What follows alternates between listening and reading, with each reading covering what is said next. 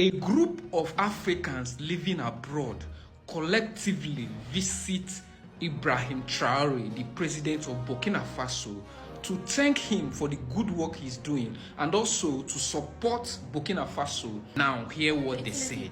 I am here to express my solidarity with you and also to tell you that the work you are doing is a great work. We African youth are here to magnify the great work that you have launched, this revolution that you have undertaken. We are here to help you. We, as the youth of Africa, are here not only to magnify your bravo, but we are here to be inspired by this bravo. Excellency, Mr. President, it must be said that we have a request. We see that there are still inequalities in Africa, and we, this youth, we are fighting to reduce these inequalities. The youth also faces employment problems, and it is in this direction that we are working. Excellency, thank you very much for the great work that you have done. We are very proud of it. It's a dream for African youth to be able to come together, talk to each other, and discuss the future prospects of our continent. I am truly very happy to see you, and I can tell you that I love this youth that has understood and is awakening. Our mission is certainly difficult, but thanks to you, the mission is becoming easier and easier.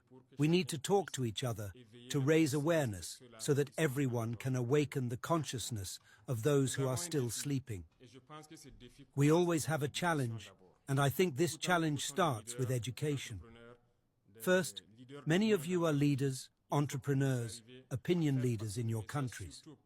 You need to pass on the message, especially to the youngest, so that our educational systems change to take into account our real data and educate children to be better citizens of tomorrow. Make sure that from the youngest to the oldest, who had not understood, people can understand the meaning of the struggle. We must fight for Africa to truly unite. We were deculturated. They imposed a culture that is not ours. And I think that today, across all horizons in Africa, we are gradually returning to our roots. Culture in Africa means peace, tolerance. It is in Africa that we talk about the palaver tree, where people meet to talk and communicate. They introduced wars in Africa so that we could no longer sit down, discuss, talk, reflect on future prospects. But today, here we are, with all African youth gathered in Ouagadougou. For hours, you will be able to exchange and plan something for the future. From this moment, each of you is an ambassador to convey the message of the revolution, for the youth to get to work, unite, and take their destiny into their own hands. There is no problem without solution, as long as we can sit down and talk. But there are also situations where we are obliged to fight to bring back dignity and integrity. This is the fight now, today, for the Sahelians against international terrorism imposed on us. We thank you all for your constant support for our countries in this fight. You spoke of growing inequalities in Africa between the rich and the poor. I completely agree, and we are fighting that too. The rich get richer and the poor get poorer. This is unacceptable because it is a system that has been created in most of our states so that the rich are those who support the leaders in favor of these imperialists, and the poor remain poor. This is what I called the Hitlerian policy. We must all unite to stop these inequalities, because in this union, personal interest should not come first. We must first see the collective interest, and it is possible. Here in Burkina, we are confronted with many problems in this fight, but we will carry it out.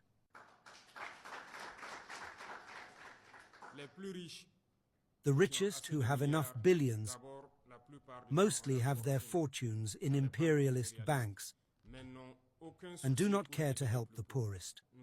We launched the Patriotic Support Fund, where the poorest Burkinabe contribute.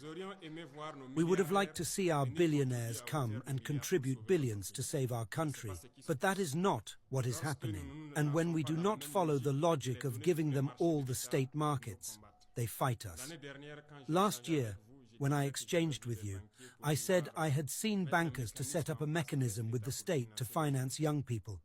But until today, I have seen nothing.